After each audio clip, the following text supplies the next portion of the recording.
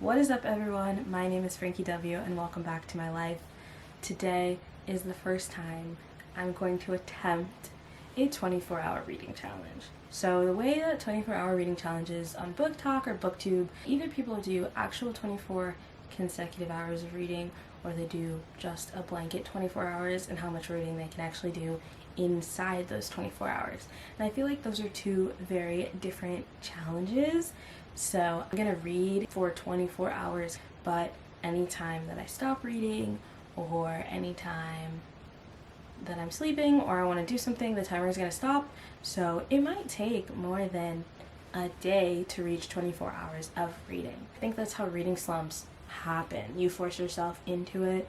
That's the whole reason it took me so long to get back into reading, is because I had to read all those required books for high school and college. So I'm gonna take my time and be patient with myself because I know myself and I don't want to force myself to read something I don't. I've already reached my reading goal for the year, which was 12 books, which is great. So there's no pressure on myself to also complete books. So if I get halfway through a book and I want to stop reading it because it's not the vibe for me and I want to read a different book or I want to do something else, I'm not gonna be mad at myself because I read 12 books this year after going like a year with reading maybe one or none. Right now, I think, let me check my progress on Storygraph. I am about 19% of the way through The Perks of Being a Wallflower, and I have the physical book, but I also have the audiobook on my phone through Spotify, so I can either listen with my Beats or I can listen with my AirPods, so that'll be part of the car ride for sure. So we have The Perks of Being a Wallflower, Old Enough, and Icebreaker. Those are the books that are easily accessible to me as we speak. Then, if you want to get more technical, books packed away in my suitcase for a later date or during this challenge if I really want to when we get where we're going, I have A Ballad of Songbirds and Snakes, The Hunger Games, which I'm going to buddy read with Kari, and I've already read it and she hasn't, so technically not a buddy read, but like you can comment on each chapter on Fable, so that's what we've been doing. And I also have The House Guest, which is a collection of short stories. Yeah, on to the challenge.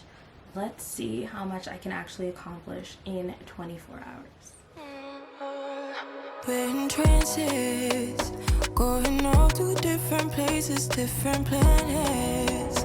Watch your aura pass me by, losing balance. What if we run out of time and second chances? So the last time you saw me, I was still in the car. We are at our location. I have paused reading. Right now, we're almost at 2 hours into the 24-hour readathon.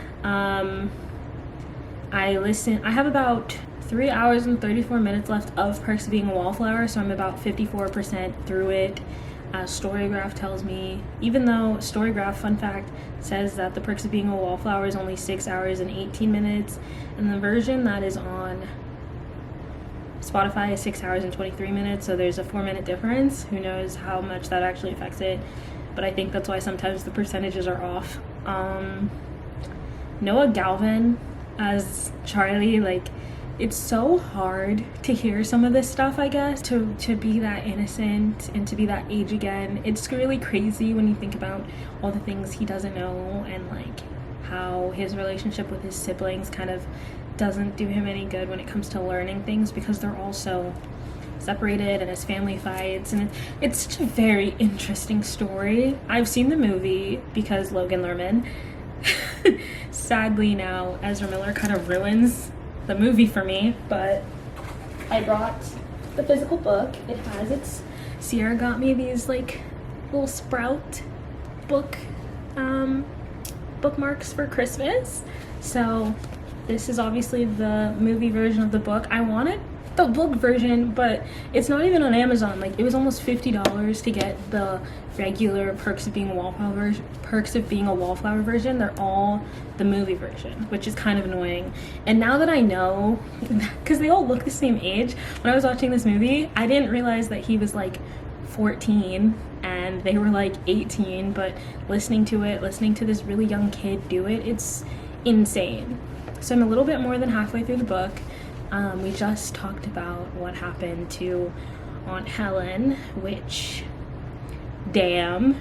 The thing is, this is a spoiler for myself, not a spoiler for you because I won't go into specifics, but what happened to Aunt Helen, I'm pretty sure happens to Charlie by Aunt Helen, because she's a victim of the abuse, but then the cycle continues with her and she does the abuse herself.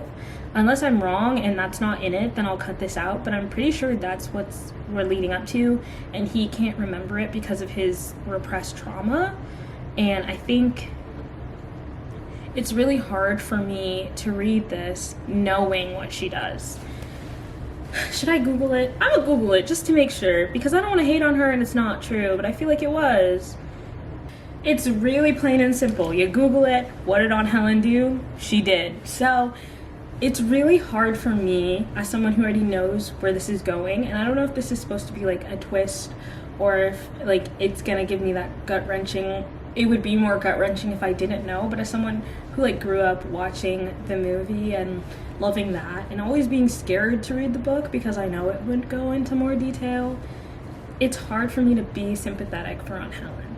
Because right now Charlie loves his Aunt Helen and he visits her grave and he talks about her, and we already have like the hints that she's not the best person because his dad and his older brother don't want to visit her grave. And it's like, why? Why does his dad and older brother hate going to visit, but they do anyway because Charlie and his mom love to do it? Why does his mom do it? Like, there's so many things that I'm very curious about. Also, the amount of grain just in my phone and the book and the little sprout. Sierra really, I'm so glad I got these. I do think I'm gonna finish the book today. I feel like I've taken a couple emotional breaks to process things. When Charlie was in his dad's room and he was like talking about the abuse that his grandmother, his dad's mom, and his sister also faced, his dad's sister, so his aunt. It's really interesting to hear how introspective he is at such a young age. And I do feel like there are definitely times where I'm also like that, where like you, being a wallflower, you observe different personalities and different attitudes towards things, so you just interpret and figure out how to make people feel comfortable or to avoid conflict in situations. Like, it's a really deep book. On the back page of this, there is a hotline, so I have been talking about a really deep and heavy topic, so the National Sexual Assault Hotline is 800-656-HOPE, which would be 4673. So that's 800-656-4673. And they have a online chat, and I'll put it on screen, but it's online.rainn.org. I'm gonna look up and see if the numbers have changed and put those on screen as well. It's a really heavy book, especially because Charlie's gone through some things. He's also witnessed things, and he didn't know what he was witnessing because he was a kid. And yeah.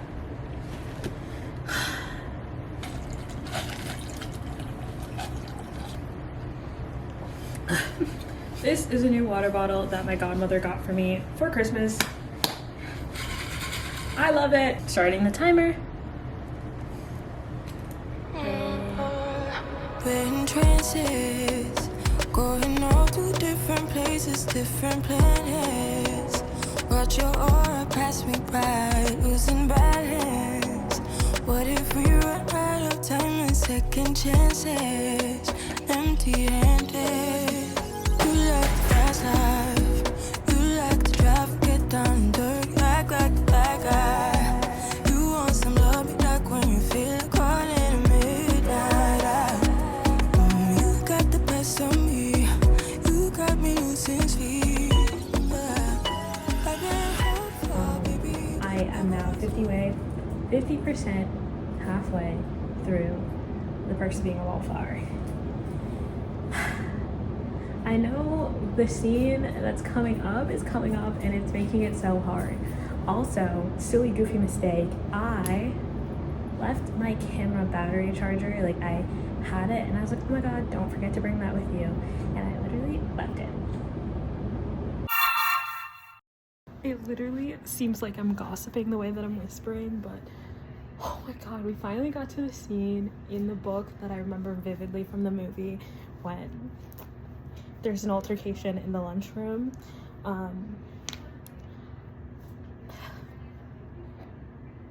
He's such an interesting boy. Charlie's such an interesting character, and the more that you hear about him, the more you read about him, I don't know. It's just really interesting, and I don't know. I want to say more, but I also don't want to spoil. I feel like a lot of people have read Perks, but I never want to assume that everyone's read it and everyone knows what happens, because my best friend and I were just texting, and she didn't really know anything about the book, and because of the triggers in it, she is not going to read it. And I mean, I've seen the movie, but I don't know everything, because I feel like a lot of movies kind of cut out important things from the book. But we finally got to the scene I wanted to, because in the movie Logan Lerman kind of like blacks out during this, but I love Charlie. I love Charlie so much. I'm literally about to finish the epilogue, and the part that I've been waiting for, like the other shoe you're waiting to drop kind of thing, has finally happened. I just wiped my face. I was sobbing. I'm still gonna keep sobbing. I'm only 3 minutes into the epilogue. This book is so sad, and it's about repressed memories, and he's a special kid and he acts differently, and it's because of a trauma that neither of his parents even knew existed. So okay, I have officially finished Perks of Being a Wallflower, and that was about almost the 6-hour mark of this 24-hour readathon. I have paused the timer. I'm trying to like recollect my emotions and stuff. I have a couple lines in the finale that I definitely want to add or highlight. I'm not someone who annotates, so I don't really understand how other people annotate, but there were just a couple lines that really, really, really hurt. And I just want to highlight them because they meant a lot to me, and wow, I'm still really emotional from reading this book. I can see why this book is so important and why people talk about this book so much. I've been sinking lately, and it's hard to move. Think I'm stuck on you. I finished Perks of Being a Wallflower, which actually was in my reading journal as a book I wanted to read in 2024.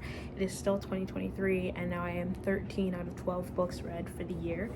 I'm gonna read Icebreaker. I almost said Storygraph. I'm gonna read Icebreaker as a bit of a palate cleanser because Perks was a little much. I'm a little sad now. You know when people like record themselves reading?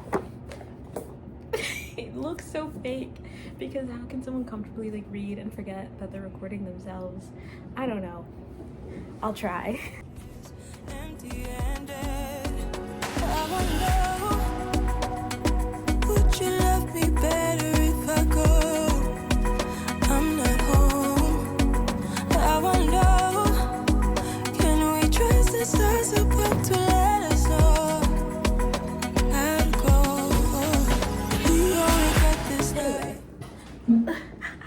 I was downstairs getting food, and I was texting Abby because I had posted on my close friends a photo of Icebreaker saying how it was second book in the 24-hour series I'm doing, challenge, whatever. Ow, I have a cut on my hand. Oh, anyway, apparently, so she's a camp counselor over the summer, and apparently she had to confiscate this book multiple times from younger campers whose parents bought this for them thinking it was like a kid-friendly book, which I think is hilarious.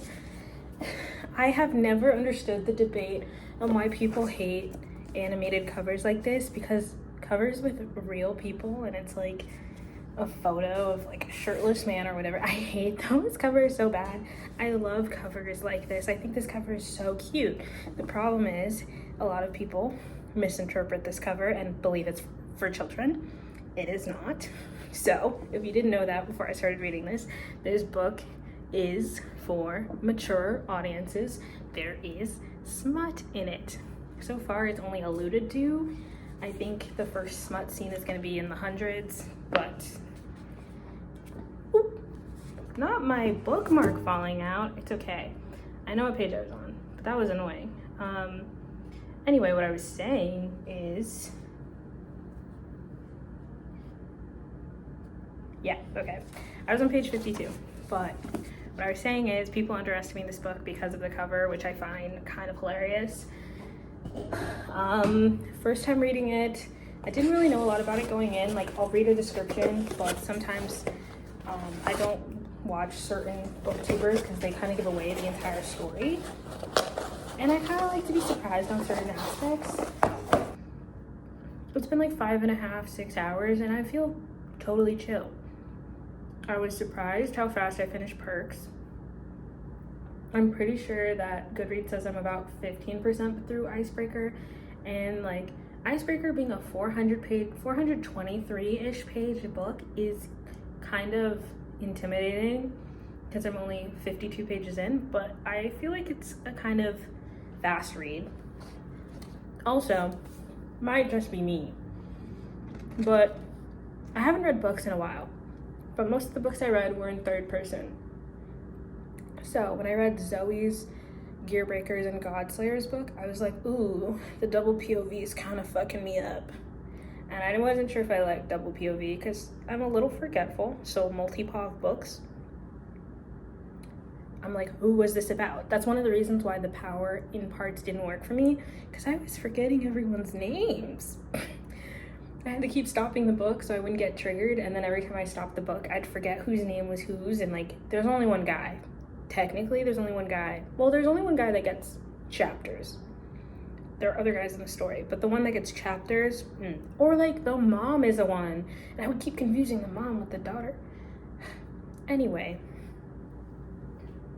multi-POV books sometimes stress me out. It's easier because Anastasia and Nathan are a boy and a girl. In Gearbreakers, Zoe's story, it's a girl and a girl, and it was easier because like context and like it was post-apocalyptic and whatever, so it was different. But I'm just saying, most of the time I get a little confused with multi-POV stories. We're about to start reading again. I changed into a lounge outfit so I could like sit places more comfortably and not be worried about outside clothes. Yeah, I'm excited to keep reading. It's so dark in here though. Like, I wish there was better lighting in the hotel rooms. Like, hotel rooms don't have ceiling lights in the middle. They have them in corners and stuff. Like, there's no light up here. There's only ones behind me and to the left and right of me.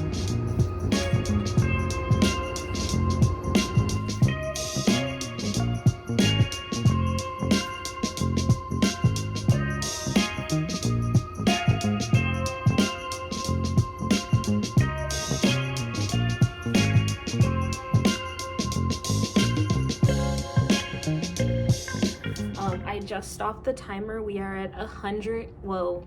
We are at page 150 and we are officially at the 7-hour mark. I feel like I could keep going. It is 10 o'clock, so I probably could go till 11 and see how much more I get done.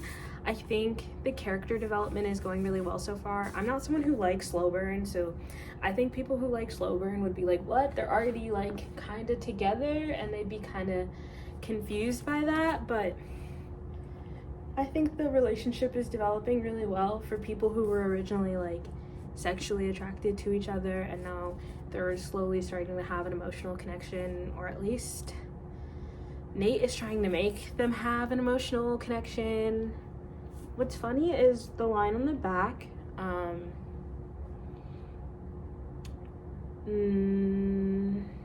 when Anastasia's skating partner faces an uncertain future, she may look to Nate to take her shot. And we haven't gotten there yet. So Anastasia's skating partner's name is Aaron, and I've already had my inkling that Aaron is snaky, manipulative, jealous. Like, if I have those inferences, and the way he talks about his friends when they're not around tells you everything you need to know about him. So don't like Aaron. This is an Aaron hate page. If something happens and he turns out to be a decent person, I'll take it back, but right now I don't. Oh, I got to the description of, I believe it's Henry. I remember seeing when, I think it's called Daydream is the third book, when Daydream was first announced and Henry was brown, like, everyone was shocked. And then I read the description and she literally said he had gold, like, brown skin. Like, I read the description of Henry and it said he was brown. And I think one of the worst things that this is a crazy take, one of the worst things that white authors did to literature is when they're talking about tall, dark, and handsome and they don't mean a black person. Because what does dark mean? Their hair? Like I remember people call, like, Keanu Reeves or Adam Driver tall, dark, and handsome. What is dark about them? Is it the hair? Is that what you mean? If a white person says tall, dark, and handsome, what do they mean is my question. Because anytime I think of tall, dark, and handsome, I'm thinking of a dark-skinned man. To be real, you've probably, if you grew up with Wattpad and Archive of Our Own and fanfiction.net and Smut and Lemon, and if you know what those words mean, if you were an AO3 girly, you know, right? I don't think anything that's being said is surprising, but honestly, I think this is my first smutty book. I've definitely read fan fiction before, but I think Red, White, and Royal Blue kind of alludes to sex scenes and adult scenes happening, but they didn't actually describe them in detail. Anastasia and Nate are very, very descriptive about what's going on for them, and I love that for them.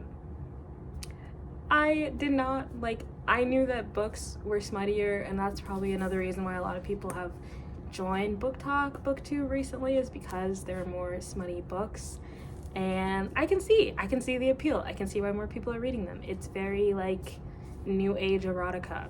The only thing I'd say is I think there should be some type of indication that books have smut in them. Not because I have an issue with it, but I know that a lot of people don't like smut, which is, like, sure, it's fine.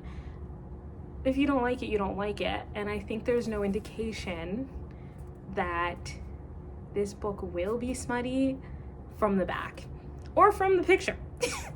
And I think that's probably what's surprising a lot of people when they try to read books, is, like, you can't even tell what you're getting into. I finished Icebreaker just now. It is the 10-hour and 35-minute mark. Wow, I will say, so there was the confusion in the beginning when Anastasia said she had been skating with Aaron since their freshman year and they're juniors, but I thought they were freshmen for a second. And then Nathaniel is a senior. I think that this story is super cute. I can see why there are so many spin-offs. I'm pretty sure book 2 is about JJ, and I'm assuming book 3, well, we know book 3 is about Henry, and I think there needs to be a book about Robbie and Lola, and also a book about Russ. Like, I feel like those are the main ones that would probably get stories written about them.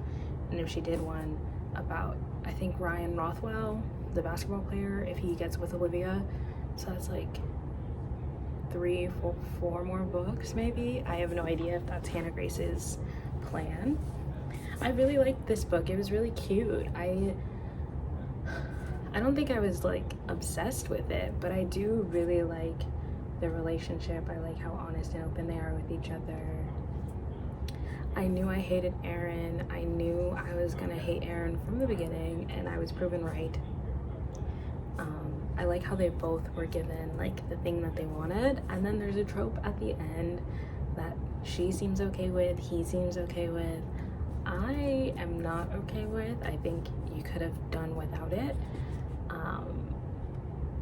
But because she's literally, the epilogue is 2.5 years later, So 24. Personally, like, I'm 23, turning 24 this year, and I wouldn't want that. I feel like people already know what I'm talking about. I feel like I should say what it is because there are people who don't read books with it. So in the epilogue, there is a accidental pregnancy. It's fine because they're together. And I feel like you're reading the book, it's not a spoiler that they're still together. I don't know. Accidental pregnancies are not my favorite thing, but I did really enjoy this book besides that. So that was Icebreaker. It was 432 pages. I am 10 hours and 35 minutes into the readathon, so I have another 14 hours of books to read. Next book is Ballad of Songbirds and Snakes. Oh, the sleeve is slightly bent wrong. Someone just like didn't fold it properly, and it folded on the words. Saw the movie, and I heard a lot of comparisons from, oh, I forgot about this funky looking text. And the circles, I forgot about my chapter circles. Okay, this is chapter 26, 418 pages in. Oh my god. There is an epilogue. There are 518 pages of the book, and then the epilogue, which I actually will read, is 516. This is a 516 page book, and I'm gonna start it.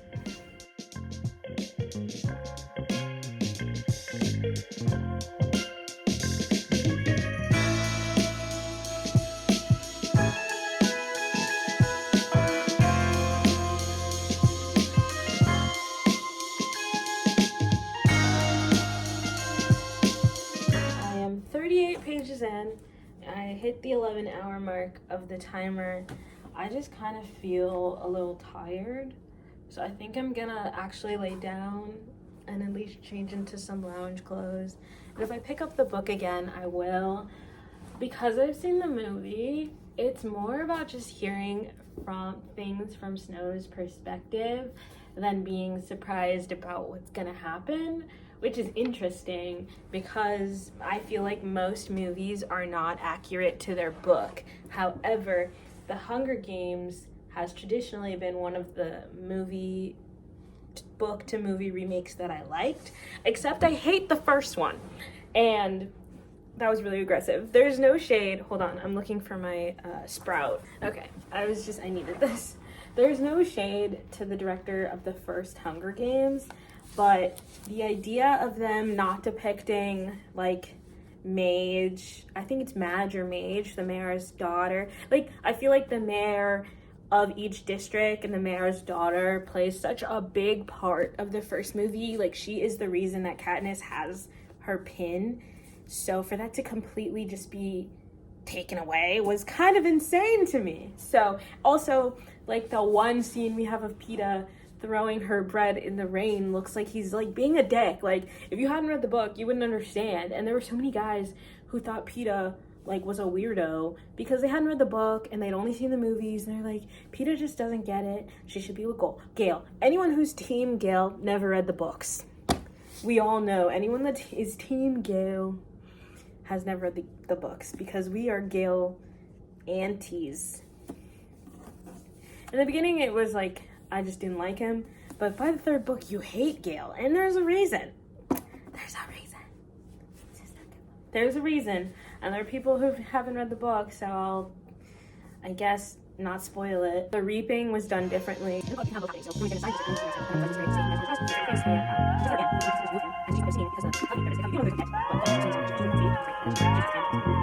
I'm curious about someone who hasn't seen the movie and hasn't read the Hunger Games trilogy to read this book first and then the other three. Like, I'm very curious to see how that would change your opinion on the book, because then he's kind of just a shitty dude and then a dictator. But I knew him as a dictator, and now I'm seeing him as a shitty teenager. So it's a very, not teenager, teenager. It's a very different experience. I swear I've yawned too many times. It's crazy. That is all for tonight. I think I really need to go to sleep. Hello, editor Frankie here. So, one of the biggest hangups that I didn't really mention in this video is that we're on the East Coast when I'm filming it because I'm kind of home for the holidays and I'm working from home. My mom kept waking me up East Coast early when I'm on West Coast early, and I kept explaining to her that I was jet lagged, and she kept trying to tell me that I wasn't jet lagged because she wouldn't be jet lagged and that it shouldn't last that long, and she completely messed up my sleep schedule, like ruined it. So if I ever go visit my family for the holidays again and she's I'm not doing that. And I told my mom that. And if she tries that again, I'm not coming home. I'm not coming home because I can't do that. So I was exhausted like the entire week. And so that actually made me kind of irritated when I wanted to read and I couldn't. Basically, only books I finished were The Perks of Being a Wallflower and Icebreaker. There is a 2023 reading wrap-up video coming soon. We're in 2024. We're starting books. Fun fact, I'm still reading The Ballad of Songbirds and Snakes. And that's not because it's not a good book. It's because I hate Coriolanus. And honestly, maybe it's a little slower than I expected. But I am so close. I want to say I'm like 2/3 of the way through the book. It's April. You're seeing this in April. Obviously, this video was filmed in December. We're catching up. What can I say? If I did this challenge again, only changes would be do it on a weekend, do it on West Coast time since that's when I work. Like, my mom completely messed me up. And I would do the timer thing, make sure my camera battery is charged so I don't have to keep stopping the timer, start recording, exit, start the timer. Like, that was a lot of extra steps. I bought more camera batteries, so that shouldn't happen anymore if I ever vlogged the challenge. And yeah, this was a first attempt. I'm totally chill that I lost or didn't do it correctly because my goal was 12 books. I read 14. That makes me feel proud. Spoiler for the reading wrap up. You'll hear about that soon. Goal for 2024. You'll also hear about that soon. I was about to tell you, but literally watch one of the next videos. Okay. Bye.